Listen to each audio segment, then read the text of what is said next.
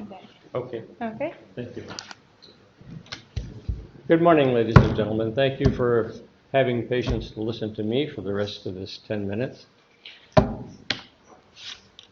Thanks again for Maribe. Thumbs up from Float. Float Incorporated in 2002 produced a paper called Beyond the Horizon. And it was in regards to an offshore security port. As a response, basically, for weapons that could come through the container system, illegal goods, drugs, etc., etc., etc. Why this? Because ports are generally landlocked. The cities build in behind the ports, and they're definitely incapable of being expanded to any great deal. The only way they can really go is to sea. The work accomplished from various perspectives, technical and financial risk in business. The technical side, the pneumatically stabilized platform, was tank tested in DARPA's, it's the Defense Advanced Research Project Agency, from 1995 to 1996. And that was the confirmation of the PSP technology. The Office of Naval Research took that information and said, okay, we're going to test your platform again, the PSP, to confirm the marine technology characteristics. That was done 97, 98.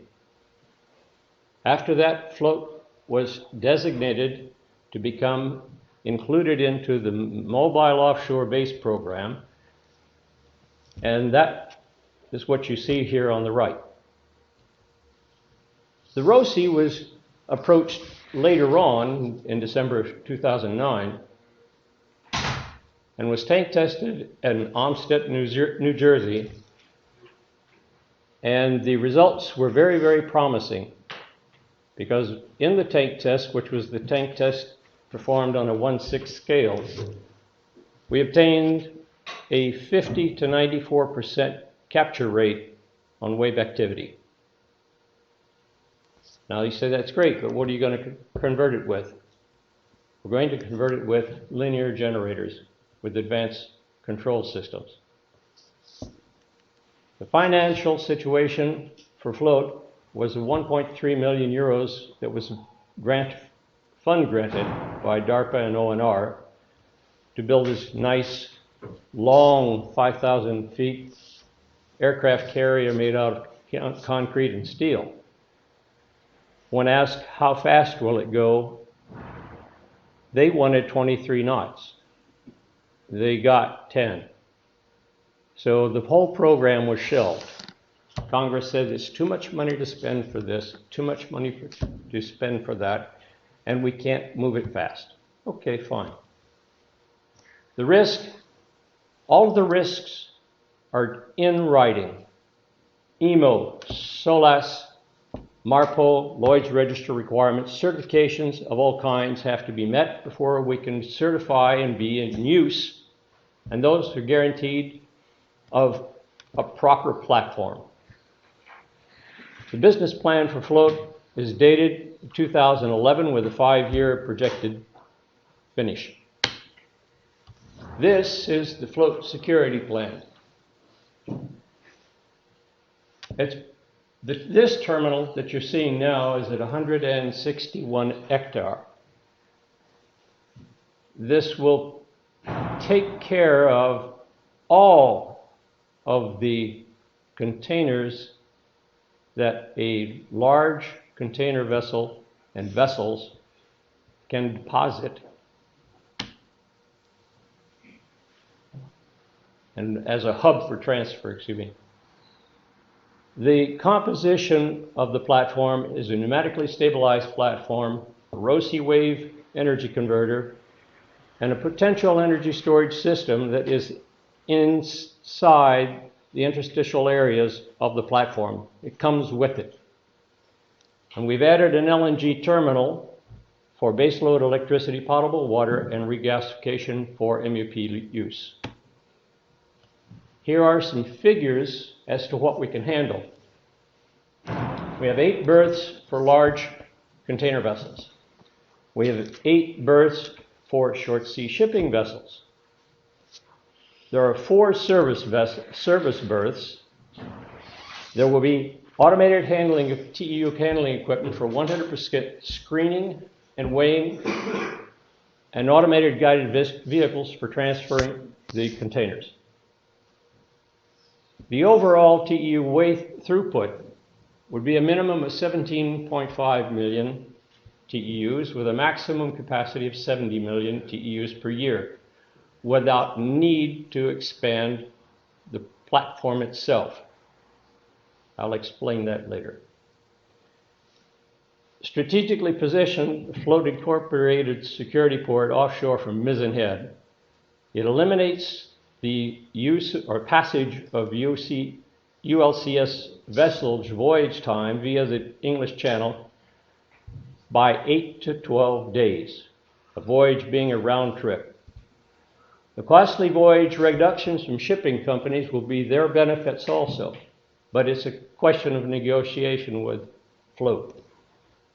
Necessitates the reactivation of an estimated 1,100 short sea shipping vessels that are currently idle in the EU, and each vessel could be modified or rebuilt to utilize LNG fuel, reducing the CO2 output by approximately 30%.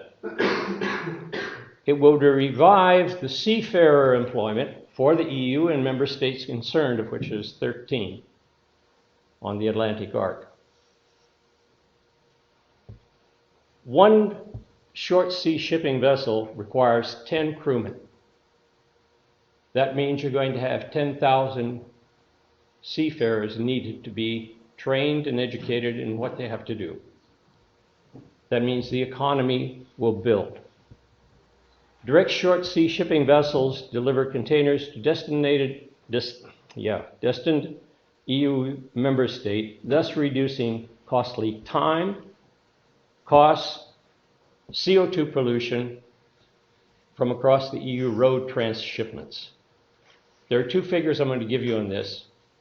Just the Atlantic Arc portion, there are 35,000 containers a day that hit the road.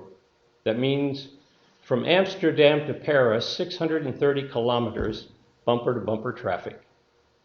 Overall in Europe, there are 4,000 kilometers of road transshipments daily. The ROCI, because I haven't talked much about this, incorporated along the front edge of the platform, you'll find, which is 2,500 linear meters, that the ROCI will be capable of producing 240,000 megawatt hours per year with an overall rating of 54.95 megawatts. If it's not required, if the electricity produced is not required for use on board, it can be stored in the interstitial spaces of the PSP as compressed air. It can be reused. That compressed air is heated, reused to generate electricity, and we lose maybe 5%, which is not bad at all. The EU motorways of the seas, you see the arc from Berlin all the way down to Spain and Portugal. The short sea shipping vessels will take 50 hours of travel time for the trip from Mizzen Head to Sines, Portugal, or from Mizzen Head to Amsterdam. Today, it's 8 to 12 days for a container vessel.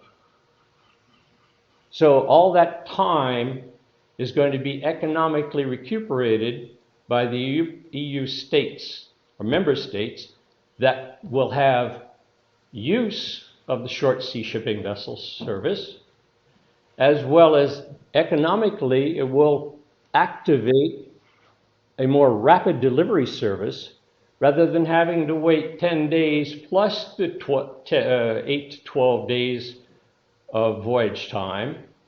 You're going to have 50 hours to deliver. The impact of working with Maribe. I must explain the fact that as an American, I don't have any European experience in how the administration here works. And I've learned a lot. Thank you, Gordon. They verified with us, they discussed with us, we argued, we discussed, we agreed. Proposal contents to obtain the best possible results. And they helped me compile the final presentation to correspond to the advisory panel requirements to avoid automatic refusal. That's why I'm here today. Thank you. The benefit gained from the advisory panel session, which I think I was a little rough, but yes, I totally enjoyed it. I appreciated it because it made me think that I had not quite clearly explained things to people, and they needed to know a little more to be able to make a proper judgment. And the panels posed pointed questions with highly pertinent also, and enabled an overall positive exchange of information. And that's what we were all wishing for. What may have been thought of as a simple presentation actually transformed into an excellent and curious positive aspect for both the advisory panel, myself, and I think Maribe got the earful too. The back-to-back meetings, I'll let you read that.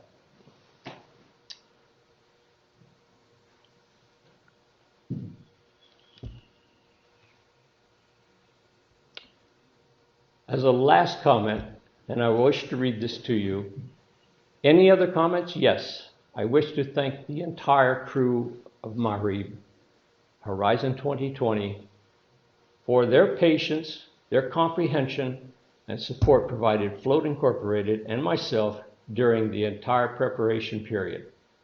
Thank you.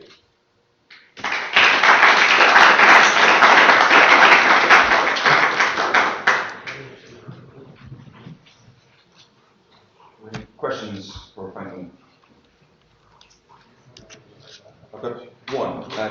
Again, business models, this is the area that we concentrated on. Yes. Could you just explain more about what's going to be, how you're going to develop this business model? It's, as far as you're going to be selling the terminal onto